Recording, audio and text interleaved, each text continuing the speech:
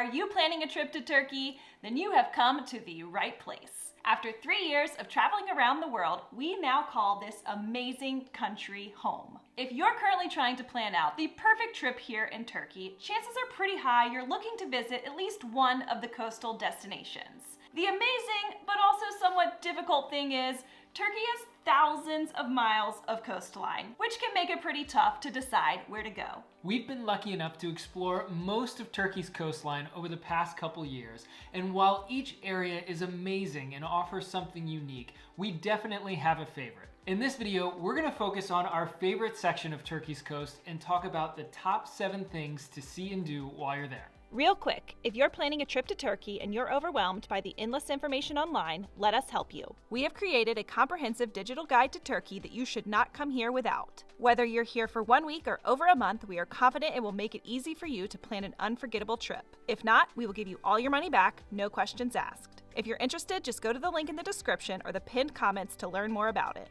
Okay, we said we have a favorite section of the coast, so where is it? Our favorite section of Turkey's coastline is in the south along the Mediterranean between Antalya and Dalian. This section of the coast is perfect for a road trip. You can fly into Antalya, rent a car, and drive west flying out of Dalian with so much to see along the way.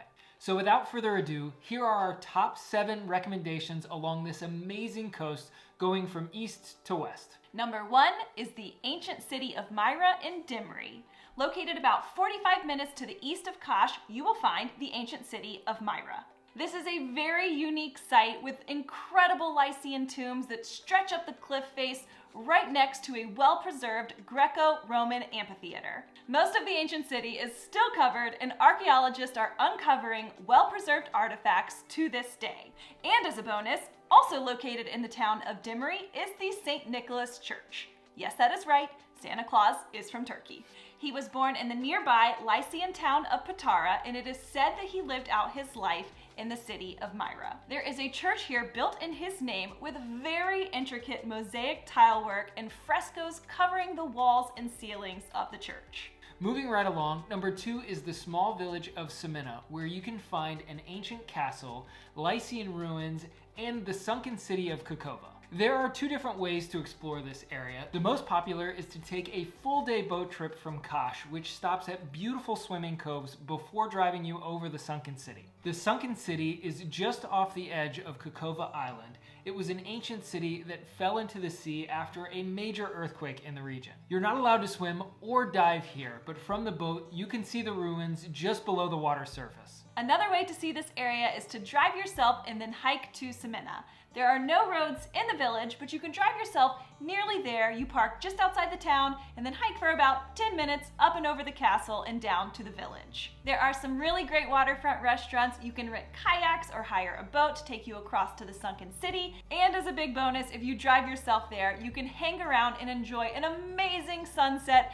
from up in the castle overlooking the entire area. Number 3 is a day trip to the Greek island of Castellarizo, or Mis as it's called in Turkey. Castellarizo is a picturesque Greek island with a small, colorful harbor. I think Jess filled an entire SD card both times we visited. Get your camera ready.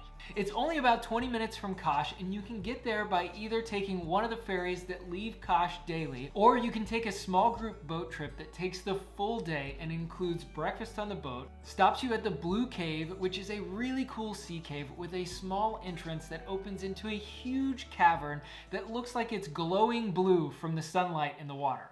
After visiting the cave, you will also have a barbecue lunch. The captain grills fresh fish and chicken right off the side of the boat. You'll have the chance to swim and paddleboard before you go into Mis in the afternoon after all the ferry boats have left, and then you'll have the afternoon and evening to wander around, have dinner at one of the waterfront restaurants before you return back to Kaş at 9 or 10 o'clock that night. As far as we know, there is only one captain who does this trip, and we have a 10% discount code in our guide, so if you're 2 people, that basically pays for the full Turkey guide.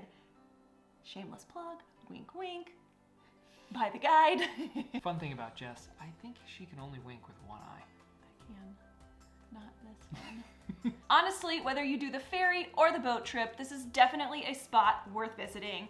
if you do go on the ferry, be sure to be one of the first people off the boat so you don't spend your first hour waiting in the customs line. It's a real thing. We speak from experience. And there's 2 ferries and they get there at the same time, so hopefully you're on the first ferry and you can be one of the first ones on the island. It's time to continue our way west. Up next, we have Patara. Turkey has a lot of beautiful beaches, especially on this section of coast, but Patara deserves a special shout out. This is the longest beach in Turkey that stretches for about 20 kilometers. This area is protected because it's a place where the sea turtles lay their eggs each year, and there are huge sand dunes right in the middle of the beach that can be fun to explore. But that isn't the only reason to stop in Patara. It's also home to an ancient city with a really impressive amphitheater built in the side of a hill just off the beach. Between the beach and the ancient city, you could easily spend a full day here, or you could just stop in and check it out on your way west. Next up is one of our personal all-time favorites. Seriously, this might be one of our top 5 favorite experiences in all of our travels, and that is paragliding in Deniz. The beach stretches out on a peninsula that then opens up into an incredible blue lagoon, and all of this is surrounded by 6,000-foot mountains. Sounds like a pretty amazing place to go paragliding, right? So here's the deal. I am very terrified of heights, and this is not something I ever thought I would have the courage to do. What are we doing? Why do I sign myself up for these things? I am so glad that I did. Honestly, there are not even words to describe this experience. The launch points are between 1,600 and 1,900 meters. And after you kind of awkwardly run off the cliff, you're just floating in the air. Seriously, it feels like you're a bird in the sky. It is so peaceful, and you're in the air for 30 minutes. You get incredible panoramic views of the coastline and the beach and the blue lagoon below. When Jess landed, she immediately said, "This must be what it feels like to be Paul, our drone." I was like, Miles, I felt like Paul. Just floating up there. That was so cool. Seriously, so cool. But don't worry if this is too much adrenaline for your liking, because there are plenty of other ways to enjoy the amazing views and world-class beaches of Deniz. If number 5 isn't your thing, number 6 is far less extreme. Located just about a 10-minute drive from Deniz is the Kaiakui ghost village. The village was once home to a population of over 10,000 Greeks, and it was abandoned during the 1923 population exchange between Turkey and Greece. As a result, the stone homes that stretch up the hillside have been left to the elements for roughly 100 years. There are a couple of trails here, and you can easily spend a few hours just wandering around the old abandoned town. It is a peaceful, if not slightly eerie, place to visit. We actually went at sunrise one morning, and we were the only ones there, which honestly just added to the experience of exploring a ghost town. And finally, our last stop along the coast is the small town of Dalian, which is famous for the ancient Lycian rock tombs that sit just above the town. These tombs date back to the 4th century BC, and they are some of the most impressive rock tombs all around Turkey's coastal region. You also have the nearby Istanbul Beach, which is also known as Turtle Beach.